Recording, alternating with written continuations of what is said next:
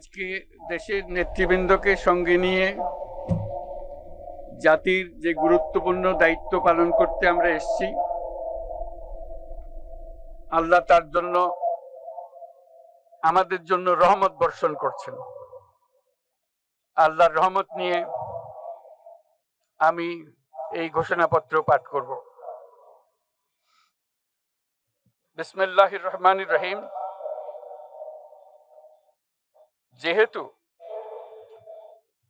উপনিবেশ বিরোধী লড়াইয়ের সুদীর্ঘকালের ধারাবাহিকতায় এই ভূখণ্ডের মানুষ দীর্ঘ 23 বছর পাকিস্তানের স্বৈরশাসকদের বঞ্চনা ও শোষণের বিরুদ্ধে রুখে দাঁড়িয়েছিল এবং নির্বিচার গণহত্যার বিরুদ্ধে গণপ্রতিরোধ গড়ে 1971 সালে 26শে মার্চ স্বাধীনতা ঘোষণা করে রক্তক্ষয়ী মুক্তিযুদ্ধের মাধ্যমে জাতীয় মুক্তির লক্ষ্যে বাংলাদেশ রাষ্ট্র প্রতিষ্ঠা করেছিল।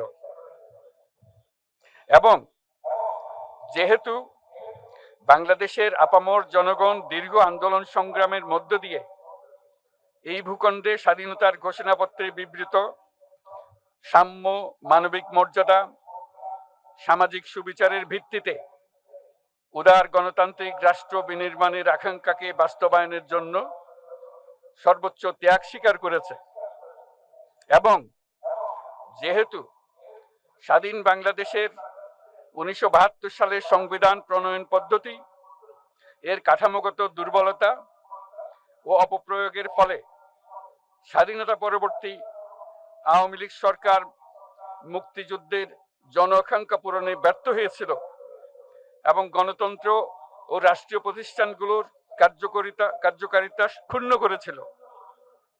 এবং যেহেতু স্বাধীনতা পরবর্তী আওয়ামী লীগ সরকার স্বাধীনতার মূল মন্ত্র গণতান্ত্রিক শাসন ব্যবস্থার বিপরীতে বাকশাল নামে সাংবিধানিকভাবে একদলীয় শাসন ব্যবস্থা কায়েম করে এবং মত প্রকাশ ও বিচার বিভাগের স্বাধীনতা হরণ করে, যার প্রতিক্রিয়ায় 1975 সালের 7ই নভেম্বর দেশের সিপাহী জনতার ঐক্যবদ্ধ বিপ্লব সংগঠিত হয় এবং পরবর্তী সময়ে একদলীয় বাকশাল পদ্ধতির পরিবর্তে বহুদলীয় গণতন্ত্র, মত প্রকাশ ও বিচার বিভাগের স্বাধীনতা পুনঃপ্রবর্তনের পথ সুগম হয়। এবং যেহেতু 80-র দশকে সামরিক স্বৈরশাসনের বিরুদ্ধে দীর্ঘ 9 বছর ছাত্র জনতার অবিরাম সংগ্রামের মধ্য দিয়ে 1990 সালে গণ অভ্যুত্থান সংগঠিত হয় এবং 91 সনে পুনরায় সংসদীয় গণতান্ত্রিক শাসন ব্যবস্থার প্রবর্তন করা হয়। এবং যেহেতু দেশি বিদেশি চক্রান্তে সরকার পরিবর্তনের গণতান্ত্রিক প্রক্রিয়া ব্যাহত হওয়ায় 1/11 মতো ষড়যন্ত্রমূলক ব্যবস্থার মাধ্যমে বাংলাদেশে শেখ হাসিনার একচ্ছত্র ক্ষমতা, আধিপত্য এবং ফেসিবাদের পথ সুগম করা হয়।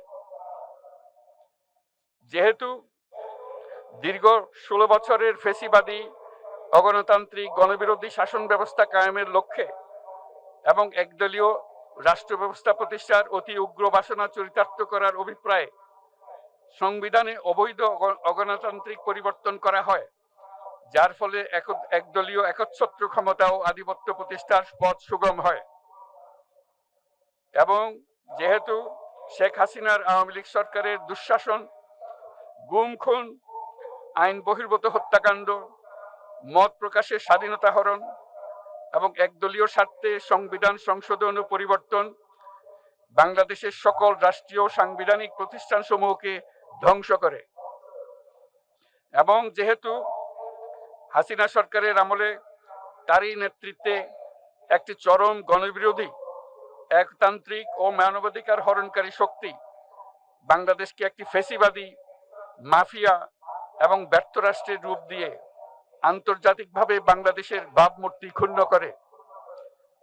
এবং যেহেতু তথাকথিত উন্নয়নের নামে শেখ হাসিনার ফেসিবাদী নেতৃত্বে সীমাহীন দুর্নীতি, ব্যাংক লুট, অর্থ পাচার ও অর্থনৈতিক প্রতিষ্ঠানগুলিকে ধ্বংসের মধ্যে দিয়ে বিগত পতিত দুর্নীতিবাজ আওয়ামী লীগ সরকার বাংলাদেশ ও এর অমিত অর্থনৈতিক সম্ভাবনাকে বিপর্যস্ত করে তোলে এবং পরিবেশ, প্রাণ বৈচিত্র্য ও জলবায়ুকে বিপন্ন করে।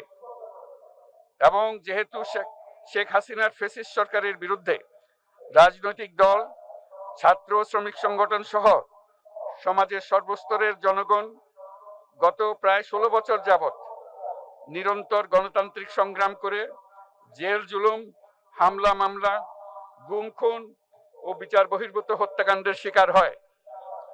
এবং যেহেতু বাংলাদেশে বিদেশি রাষ্ট্রের অন্যায় প্রভুত্ব, শোষণ ও খবরদারিত্বের বিরুদ্ধে এদেশের মানুষের ন্যায়সঙ্গত আন্দোলনকে বহিঃশক্তির তাবেদার আওয়ামী লীগ সরকার নিষ্ঠুর শক্তি প্রয়োগের মাধ্যমে দমন করে। এবং যেহেতু অবৈধভাবে ক্ষমতা অব্যাহত রাখতে আওয়ামী লীগ সরকার 3টি প্রহসনের নির্বাচনে এর জাতীয় সংসদ নির্বাচন এদেশের মানুষকে ভোটাধিকার ও প্রতিনিধিত্ব থেকে বঞ্চিত করে।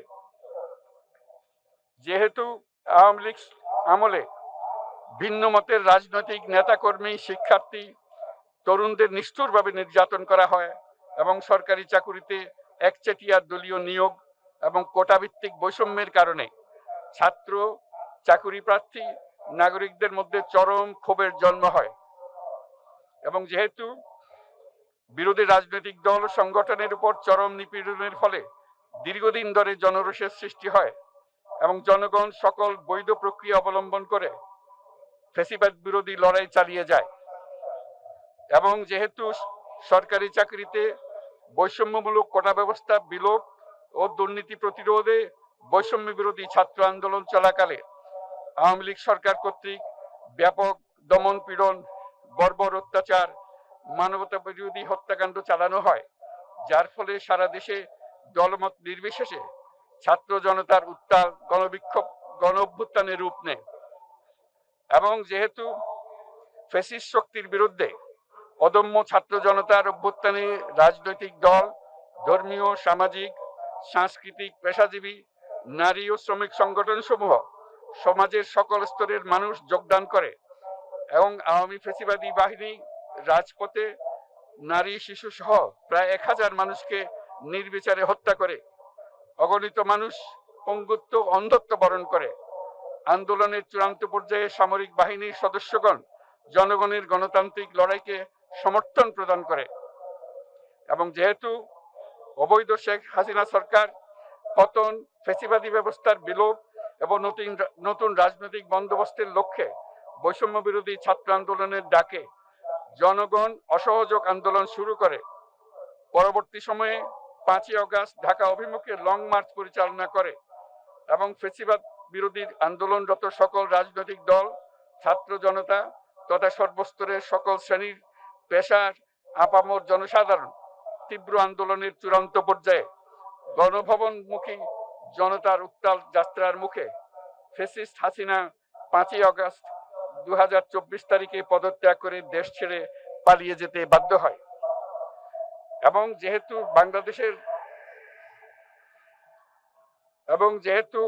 বাংলাদেশের রাজনৈতিক ও সাংবিধানিক সংকট মোকাবেলায় গণ অভ্যুত্থানের মধ্য দিয়ে ব্যক্ত জনগণের সার্বভৌমত্বের প্রত্যয় ও প্রয়োগ রাজনৈতিক ও আইনি উভয় দিক থেকে যুক্তিসঙ্গত, বৈধ ও আন্তর্জাতিকভাবে স্বীকৃত এবং যেহেতু জনগণের দাবি অনুযায়ী এরপর অবৈধ দ্বাদশ জাতীয় সংসদ ভেঙে দেওয়া হয় এবং সংবিধানের 106 অনুচ্ছেদ অনুসারে সুপ্রিম কোর্টের মতামতের আলোকে সাংবিধানিকভাবে ডক্টর মোহাম্মদ ইউনূসের নেতৃত্বে 8ই আগস্ট 2024 তারিখে একটি অন্তর্বর্তীকালীন সরকার গঠন করা হয়।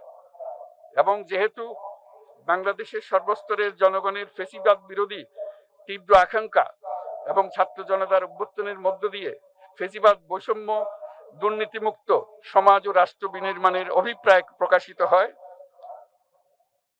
সেই হেতু বাংলাদেশের জনগণ সুশাসন ও সুষ্ঠু নির্বাচন, ফ্যাসিবাদী শাসনের পুনরাবৃত্তি রোধ, আইনের শাসন, অর্থনৈতিক ও সামাজিক ন্যায় বিচার নিশ্চিত করার লক্ষ্যে নিয়মতান্ত্রিক উপায়ে বিদ্যমান সংবিধান ও সকল রাষ্ট্রীয় সাংবিধানিক প্রতিষ্ঠানের গণতান্ত্রিক সংস্কার সাধনের অভিপ্রায় ব্যক্ত করে। এবং সেহেতু বাংলাদেশের জনগণ বিগত 16 বছরের দীর্ঘ ফেসিবাদ বিরোধী আন্দোলন সংগ্রামকালে এবং 2024 সালের জুলাই গণঅভ্যুত্থানকালীন সময়ে ফ্যাসিস্ট আওয়ামী লীগ সরকার কর্তৃক সংগঠিত গুম খুন, হত্যা, গণহত্যা, মানবাধিকার বিরোধী অপরাধ ও সকল ধরনের নির্যাতন, নিপীড়ন ও রাষ্ট্রীয় সম্পত্তি লুণ্ঠনের অপরাধ সমূহের দ্রুত উপযুক্ত বিচারের দৃঢ় অভিপ্রায় ব্যক্ত করছে।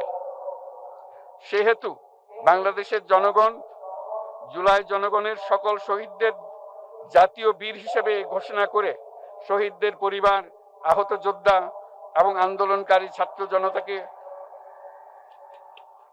প্রয়োজনীয় সকল আইনি সুরক্ষা দেওয়ার অভিপ্রায় ব্যক্ত করেছে। এবং সেহেতু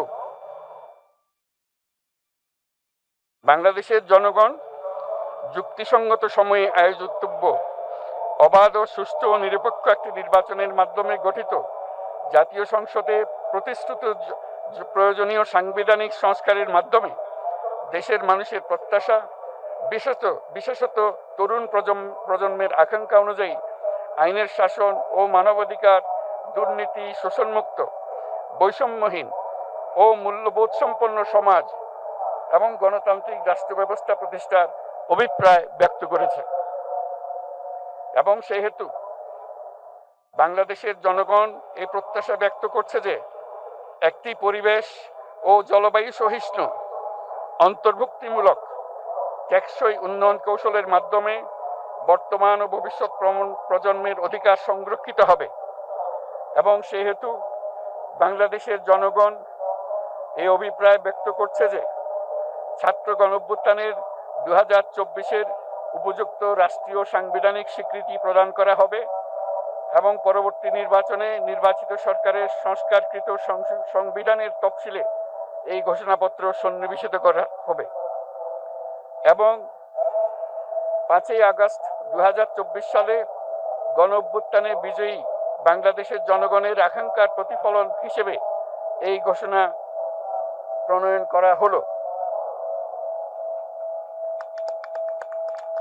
জাতির সার্বিক মঙ্গল কামনা করে আমি জুলাই ঘোষণাপত্র আপনাদের সবার সামনে উত্থাপন করলাম। আল্লাহ সকলের জন্য মঙ্গল দান করুন, জাতির জন্য মঙ্গল নিয়ে আসুক। সবাইকে ধন্যবাদ। আল্লাহ হাফেজ।